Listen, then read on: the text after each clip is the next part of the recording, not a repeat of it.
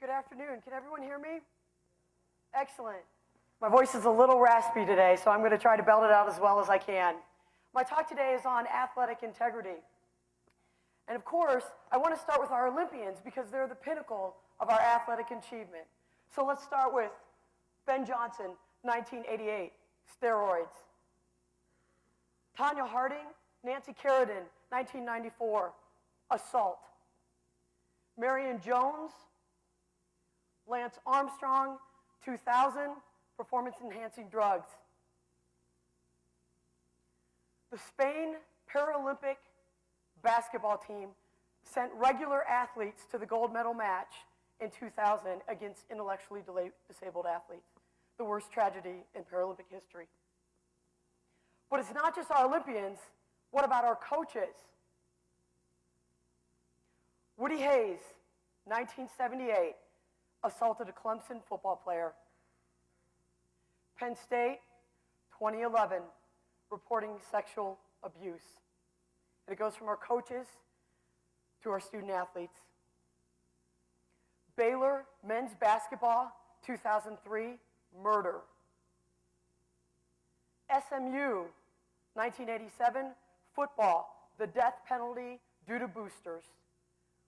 Michigan basketball, the Fab Five, boosters. USC and Reggie Bush, boosters. The U, many decades, multiple sports, boosters. Ohio State, Tattoo-gate, 2010. Where is integrity? We have so clouded the issue over the past few decades. What has happened to it in intercollegiate athletics? But who cares? Who cares about a man who rides a bike? Who cares about some student athletes who gave their necklace away in exchange for tattoos? Who cares? Why do we care? Why do I care? I'm an avid sports consumer, and so I love competition. I love being there in the moment with the athletes, to share in the cliched thrill of victory and the agony of defeat. I exalt in that. I exalt in competition. So why do we perceive a problem today with athletics and integrity? We can go back to the ancient Greeks, Plato himself. Their virtues of knowing thyself and nothing in excess that they taught can be extrapolated to the modern day college athlete in their training regimens. The virtues, especially Platonic ones, and Plato, by the way, was not only a fabulous scholar, but a fantastic wrestler. And so these virtues, these Platonic virtues of mind and body, the mirroring of intercollegiate athletics with higher education, the mission is one and the same. And if you read an article by Heather Reed, and the article is entitled Sport Education and the Meaning of Victory, in it she says the very concept of moral victory, personal victory, and even being robbed of victory show that we view winning as much more than scoring the most points or crossing the line first. We view winning as the manifestation of certain virtues inherent in the athlete in a given performance. And those virtues are perseverance, dedication, courage, determination, drive. And so what we've done is we have developed a complete self-realized individual whose one is in full of integrity. Whether you're a good artist, a good musician, a good athlete, we think because you can do one thing well that you're complete and whole and you have integrity. And we get disappointed when you do not. And so we want our athletes to be pure, and when they are not pure, we are disappointed. But the system causes them to cheat. If there's just a 1% increase sometimes in their athletic performance, that could mean a windfall financially for them. And these are our very best athletes, our best of the best that are pushed to this extreme. Because it can take them from one socioeconomic state to another socioeconomic state. And so we expect athletes to have integrity in a system that does not always afford them reciprocal integrity, because the system is highly influenced by the bottom line. by money. But why do we need athletic integrity, especially in intercollegiate athletics today? We can all agree that what we want is a healthy competition on a level playing field, right? Wrong. We don't want a level playing field. We don't want the best versus the best all the time and the worst versus the worst. We want David versus Goliath. We want March Madness. We want Cinderella in the Sweet 16, the Elite Eight, the Final Four. That's what we thrive on when we're a sports consumer. But what we want, instead of this level playing field, is a fair playing field. And fair playing fields don't have to be level. They just have to be fair to all participants. The NCAA's implicit purpose is both individual and institutional paternalism. They have devised a set of rules for the individual, not only the student athlete, the coach, the athletic director, and the institution. And these rules are done as a way to insert integrity into the system, but all the while they're inserting these rules and regulations, they are profiting financially from this. Both are happening simultaneously. And so, athletic integrity, it's not just steroids, it's not just deer antler spray, it's not just memorabilia for tattoos, it's not just reporting sexual abuse.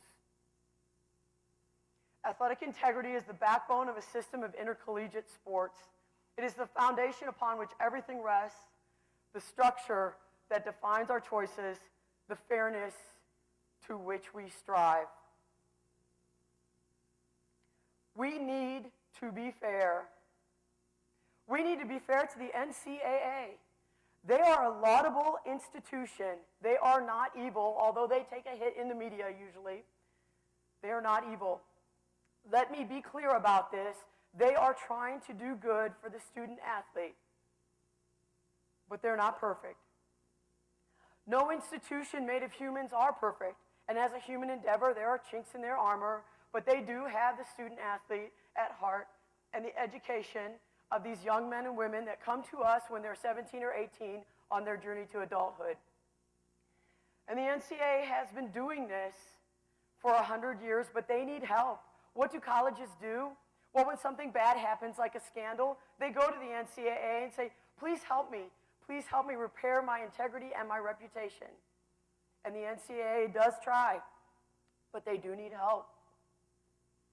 There have been reports done, and these reports say that across all divisions, Division I, Division II, Division III, we share some common problems. And these reports, they count on university and college presidents and board of trustee members to make sure that the athletic policy at an institution mirrors the academic mission of the college, and the two walk hand in hand as a student goes towards graduation. So the NCAA needs some help. But we need to be fair to the colleges and universities too. And so right now today, I call for a pledge. We need to be proactive. I understand entirely that words cannot be enough. Character is defined by actions, not by words, but we need to start someplace. So let's start with a pledge. Do we have to be like Penn State University? They have a pledge now.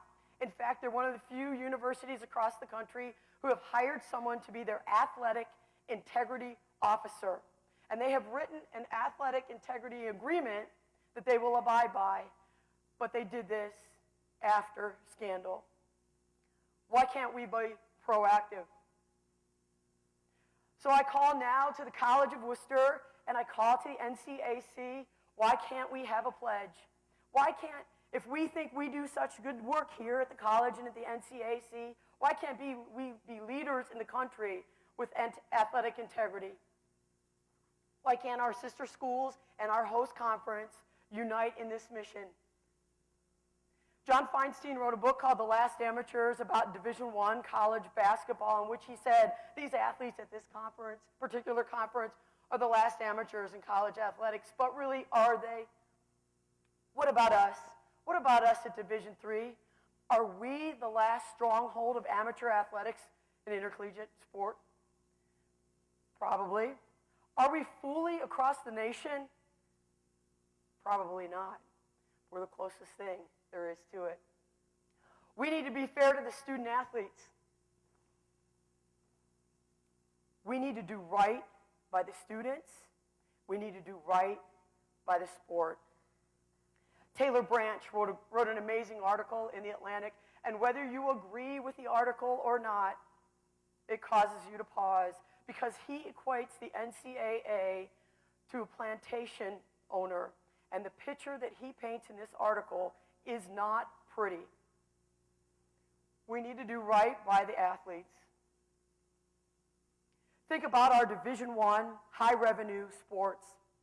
Think about the possibility of a student athlete risking themselves and their future livelihood. This has been in the news recently. In fact, in the past 3 weeks, we have, unfortunately, a center from the University of Kentucky and a defensive end from the University of South Carolina, both in the news, about their competition in college athletics, putting them at risk in the future to earn their livelihood. I understand that these student athletes want to go into a private league, and this private league has rules and regulations, but we still have to ask ourselves, are we putting them at risk with our own rules and regulations that they can't go and assume their professional sports right from high school? Should we pay our student athletes, especially in these high revenue sports? I know the pros and cons for this. I know this is hugely debated. But I will tell you right now that I have worked with student athletes who, as first years when they came to the college, they wore their sweats every day to class because they were embarrassed that they did not have the clothes that people in class did sitting next to them.